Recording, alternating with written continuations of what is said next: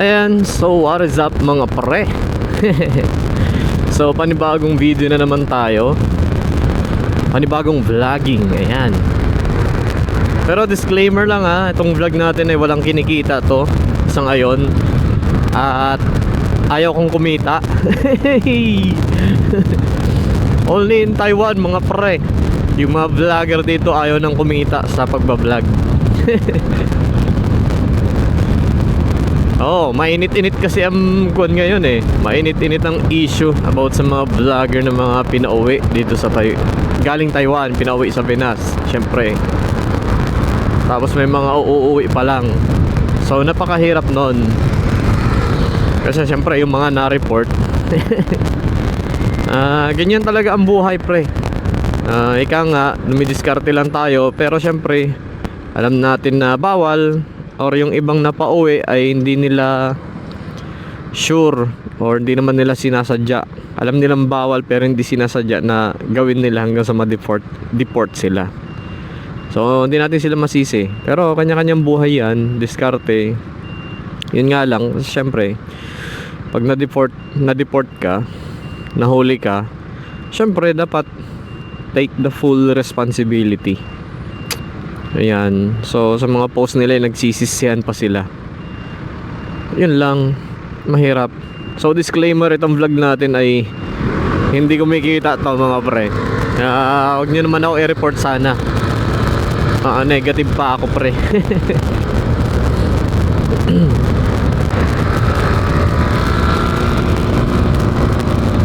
Wow, ang lupit nun ah. Ano yung BWS? Medyo masungit ang panahon ngayon mga pre. Ayun no, mukhang uulan. Pero syempre, vlog muna tayo. Yan, kung sa Pinas yung mga nagvo-vlog ay gustong-gusto nilang kumita. Ang kaibahan namin, kami pag magvo-vlog dito, ayaw na namin kumita mga pre. For ano na lang to, for hobby na lang. Gusto lang namin mag-vlog. Kaya hindi rin tayo nakakapag-upload ngayon. Matagal na tayo hindi nakapag-upload. Because syempre tinitignan muna natin yung issue kung gaano kainit ba. Mahirap naman isubo-subo ka agad ba habang mainit-init pa. Ay nako, aray ko talaga. So sa mga content creator dyan na kumikita, meron akong napanood na video na dapat ay i-declare nyo na lang kung may kumikita kayo sa Meta, ganyan, sa Facebook, monetization, i-declare nyo na lang sa, hindi ko alam kung saan, pero hindi ko lang sure kung papayagan, kung okay yan. Kasi yung mga vlogger na pinauwi, ayun, gwapo yung BWS pre, oh. Putik. Ayun, sa mga napanood ko, sa mga napauwi at na labor ng mga vlogger dito sa Taiwan, syempre mga sikat na yon. Yung mga nagpunta sa concert. Ayan, so nag-promote sila ng mga businesses. So ang tawag doon ay breach of contract. Syempre nakakontrata kami dito na magtrabaho bilang isang factory worker, foreign worker, na meron lamang iisang boss. So ayun yung law, batas ng Taiwan, na hindi kami pwedeng magtrabaho sa iba, not unless kumuha ka ng permit. Kaya lang hindi ko alam kung magkakaroon. Ang alam ko kasi sa basa ng mga napanood ko at nabasa ko din sa article ng mga news dito sa Taiwan, sa mga website nila ay sabi yung mga APRC lang. Kapag ikaw ay naka APRC, entitled ka na. Pwede ka nang mag side hustle, ganyan. Pero sa aming mga ARC lang, stick to one lang dapat. So dapat loyal ka sa amo mo pre. Hindi ka pwede magtrabaho sa iba, kagaya ng part-time job. So sa akin, in my opinion, hindi naman masama ang mag part-time. By nature naturally, hindi masama ang mag part-time mga pre. Kasi didiskarte ka lang naman eh. Kaysa naman magnakaw ka, di ba? So ang mahirap lang, nandito tayo sa Taiwan at merong batas na hindi ka pwedeng magkaroon ng part-time or anything na magkakaroon ka ng income sa ibang mga amo, ibang mga businesses, kailangan doon ka lang, yung sahod mo lang mismo. So hindi naman natin sinisisi. Ba't ko nasabing hindi naman mali by nature? Alam naman natin yan eh. Siyempre kung pamilyado ka at walang OT sa inyo, lalo yung iba sa amin dito ay walang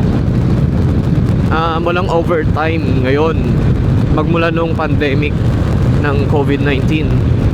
So taghirap mga pre. So yung ibang company, lalo na yung mga family business, marami dyan, maraming mga hataw, maraming OT pa rin. Ayan, pero meron mga company kasi na wala na nga silang overtime, marami pa silang kaltas. So kung pamilyado ka, kulang yung mga pinapadala mo, anong gagawin mo pre?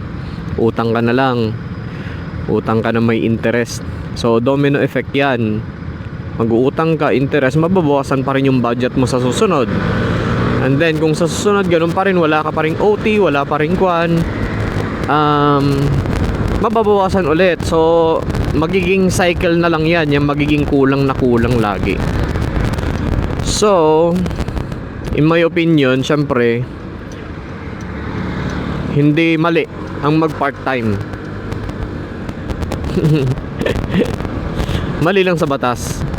I mean, hindi pwede. Hindi siya mali, pero hindi pwede. Does it make sense?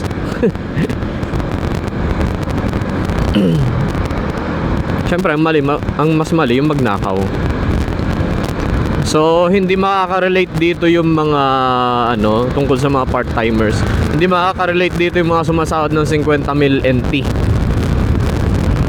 Yung mga 50,000 NT, mga 40k NT, ang makaka-relate lang dito or makakapag-comment lang ng walang bias is yung mga sumasahod ng 20k pababa. Yung mga walang OT at may kaltas, minsan 18, ganyan. So hindi maiintindihan ng mga sumasahod ng mga 45 pataas, 40 pataas. Yun lang. So ganun pa man, kahit ano pang gawin natin pagtatanggol o pag-justify, hindi pa rin matatanggal na bawal siyang gawin. Kasi nga nakakontrata tayo.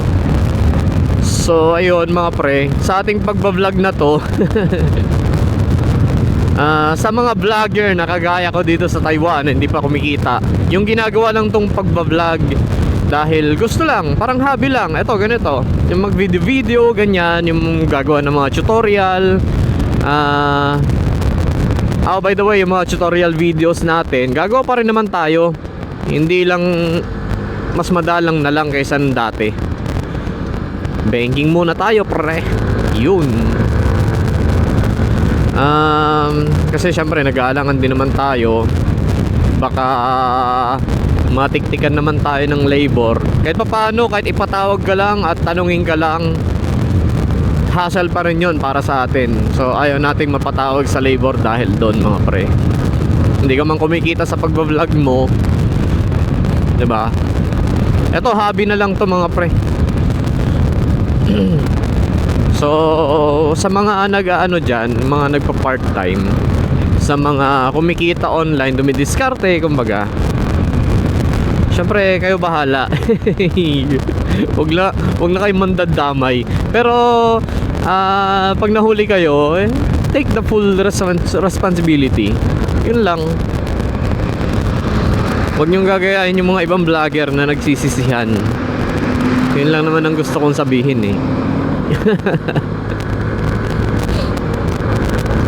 So yan, maging lesson na lang sana sa ating lahat. So yung mga hindi napatawag ng labor tungkol dyan, laylo na lang tayo. Kung matitiis na hindi mag part time, mag online selling, wag na lang pre. Pero kung yung pagbablog mo ay malaki na sinasahod mo kaysa sa pagpa-factory worker, then go, syempre. Hindi na kailangan pag-isipan yan. Diba? Kung hilig mo mag-vlog talaga, tapos kumikita ka na, why not gawin mo na lang full time yung pagbablog? Ayan, so malapit na tayo dito sa Tainan. So ganun lang ang buhay mga pre. Iwasan na lang yung inggitan ba, no? Ayan, biyahe-biyahe lang tayo. Medyo masungit ang panahon ngayon, pero sige lang. Ayan. So sa mga kababayan natin dyan, especially sa mga aspiring vloggers na kagaya natin na hindi pa kumikita, keep vlogging lang. Huwag kayong matakot. As long as di kayo kumikita. Ang hirap kumita dito, no? Only in Taiwan siguro. Ay hindi ko lang alam. Only in Taiwan siguro. Baka mga vlogger na takot kumita. Ayan. So ayun lang sa ating mga kababayan dyan, lalo yung mga vloggers. Keep safe, ride safe. Bye bye. Hey.